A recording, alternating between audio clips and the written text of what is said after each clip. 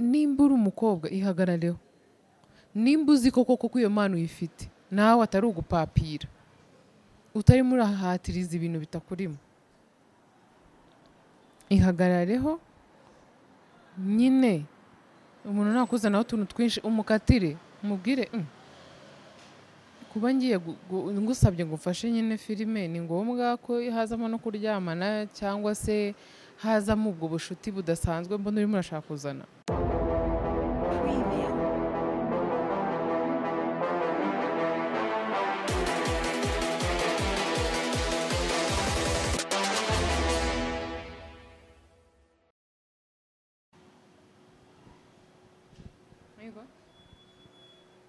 Muraho neza, amahoro y'Imana abane namwe. Mwaramutse, abandi mwiriwe, abandi ijoro ryiza, abandi hari abantu ngo bajya bandeba batishimye nyuma bakaza kwishima. Buriya uri kureba umuntu ukunda wumva utishimye bigera aho ngaho bikaza. Wowe unkunda ngarurira ibyishimo iyo byabuze cyangwa se mbyongera mu gihe wari ubifite. Ndagukunda nawe nubwo ngewe ntabasha kukubona nk'uko wowe undeba buri uko ikiganiro cyanjye gisohotse cyangwa se buri uko urebye filime iyo ari yo yose mbarizwamo. Hari ikibazo nabajijwe n'abantu benshi, natangiye kubibazwa na mbere ntaragira channel, hakaba nubwo ngiye no mu biganiro nkibagirwa kubivugaho, ariko nongeye kubibazwa muri iyi minsi noneho kubera ko abantu bazi ko mfite channel barambaza bihagije akavuga tuzajya dusubiza. Ikindi hari abantu nka babiri bambwiye ko batwita abana batatu, bansaba ko ngo nabafasha kubabwira ibintu umuntu akenera kwa muganga. Nzagerageza gukora iyo video vuba cyane pe. Iyo video nzayikora y'ibintu umuntu akenera agiye kwa muganga. Ikindi ngo amavuta nsiga abana banjye nayo nzabereka uwo munsi. Nakoze iyo valize kumwe, isabune yo mwarayibonye. Yego, kuba ntarabikoraho hashize igihe mubimbajije, kuba ntarabikoraho si uko nabasuzuguye, ngomba kubikora nkabibereka. Rero naje gusubiza kino kibazo. Abantu bakimbaza kenshi biganjemo abamama kuri ruswa ngo ivugwa muri sinema. Ibintu nk'ibi ngibi ntabwo biba bivugwa muri sinema gusa, n'ahandi no mu bindi bintu hirya no hino iravugwa. Ikindi kandi uretse no muri sinema, ubu ushobora no kujya gushaka akazi ahantu umuntu agatangira kukuzanaho iby'inka yarembye, nguragira ngo ngurareba ukuntu ngo wampa umwanya ngo tukabiganira, ngo twahurira ahantu ngo tukaganira. Ariko iriya ni kabirake, muhurire ni muri ofisi ngo twaza kureba ahantu ngo ni ahantu uzi ngo hatuje, ngo hatuje. Iyo abantu bagiye kuganira akazi ko niyo mwaba muri mu isoko nyine pfa kubuza ko ari ibintu bigufitiye umumaro urabyumva. Ikindi ndihitangaho urugero, ngewe nagiye muri sinema ndi umwana, ariko mu by'ukuri ahangaha mbere na mbere mbanze mbwira abakobwa nihagazeho. Hari n'umuntu wigize kunzanaho imikino, ntabwo yabaye serenga avuge ngo nshaka kuryamana nawe, hoya. Ahubwo nyine ukumva ko kwibwirisha tuzahurira ahangaha wazanye ibi ngibi kugira ngo turebe, nyine kukumva umuntu arakubwira ngo uzamusange muri ghetto ngo wikoreye ibi n'ibi gute. Kubw'amahirwe kuko nari nzi nicyo nshaka, banambwira ko nzi gukina, ntabwo nigeze ngiye mbijyamo.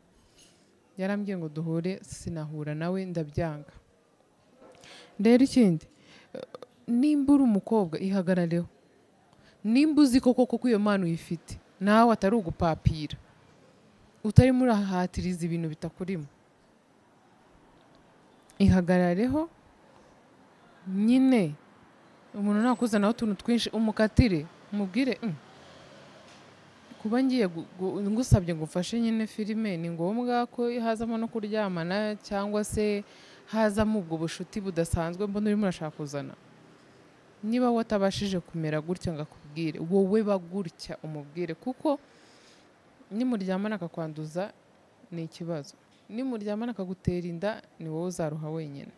Icyiza rero ni ukwihagararaho. Njyewe ibyo byose nabifashijwemo no kwihagararaho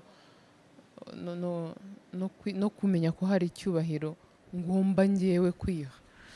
Noneho nsubiza abamama, ntabwo abantu bose bari muri sinema cyangwa no mu bindi bintu ari gutyo baba bameze.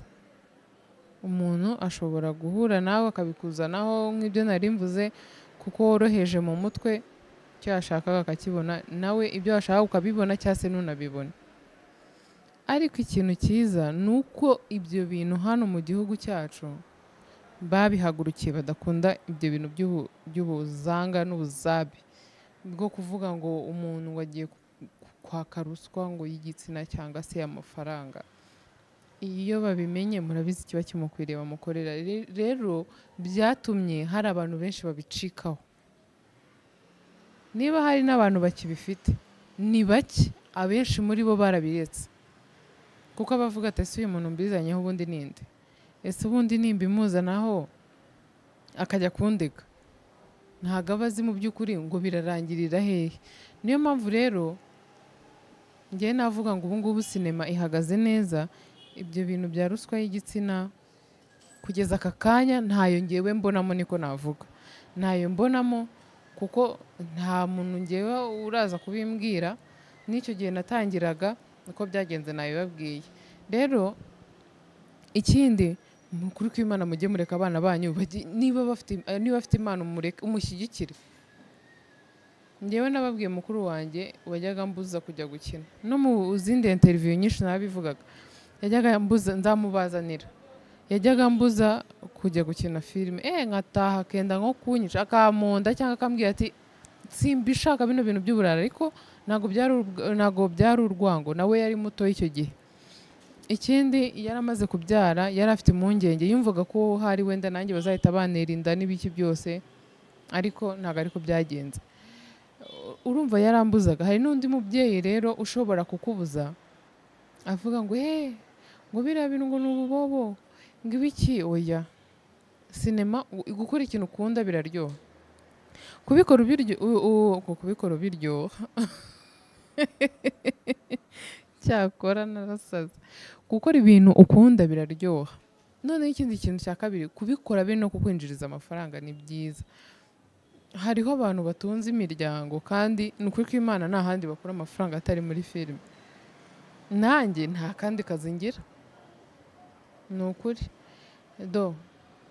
Ubu ntavuga nabamombye n'uyu munwa wanjye, cyakora ngo nabamombye, umenya nakina ndi ibubu, ariko Imana ibindinde. Filime wazigiye mukitwara neza, yaba umukobwa yaba umuhungu, byakubera byiza. Kuko n'abahungu hari ngira ngo ku ruhande rwe bagiye kumwaka ruswa, ubwo hari n'abamama nyine bamusaba ko baryamana. Hano hanze hari abamama nabo shaba bagasheje, baba bameze gutya, baba bakanuye bacanye maremare. Noneho reka ibyo ngibyo, bashaka no kubaka amafaranga. Uzi kuba ukeneye amafaranga ahubwo umuntu akayakwaka ataraguha n'akazi, ataranaguha n'ahantu wayakura. Njyewe nk'ubu ngubu bamenya nyatse nk'amafaranga nkayabura nababara, kuko yamaye izina, najya kwihahira ahandi. Ikindi ndanakina kamembe, nubwo hari filime nakinnyemo ye namembe, ariko aka kanya yamaye izina riri ku membe. Hari filime nakinnyemo yitwaga Ishyamba.